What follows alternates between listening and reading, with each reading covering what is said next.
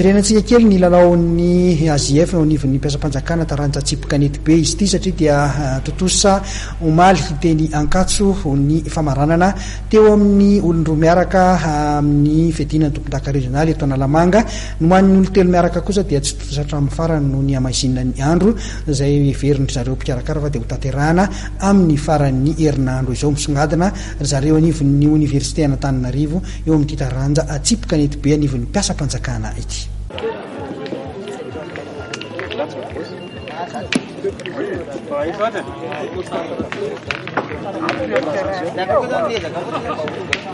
Totosa omaly teny ankatso ny famaranana teo amin'ny taranja tsipikanety be ho an'ny faninanana eo anivon'ny mpiasam-panjakana mivondrona ao amin'ny AZF ho an'ny olon-droa miaraka na ny doublette.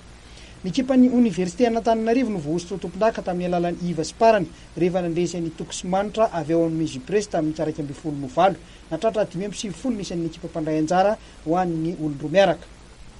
No ny famaizinan'ny andro dia tsy tonga tany amin'ny famaranana kosa ny faninanana no an'ny olo-telo miaraka na ny triplety. Na izany aza nefa dia anilanao manasadalana ilany ihany no vita hatramin'ny farany ka fantatra fa efa tafita amin'ny famaranana ry zareo avy eo amin'ny Université Antananarivo amin'ny alalan'ny Nicolas Raoul ary Imbola. Hoditsaina amin'ny faran'ny herinandro zao kosa ny ilanao manasadalana faharoa izay ikatrohan'ny population sy ny Mizipress mandeha araka ny tokony izy ny faninanana hoy i John Love mpolohan'ny AZF. Io moa raha tsika mahita ny eto Analamanga zany efa miditra anatin'ny amin'ny sport koa zany efa miditra eo amin'ny efa mamaraparana ny éliminatoire efa hitra amin'ny phase finale dia any amin'ny faritra indray ny première étape ny zavatra nataonay voalohany efa nisy descente nataonay zany tany nametraka le antenne isaky ny faritra atreto zany aloha zany manomboka amin'ity juin ity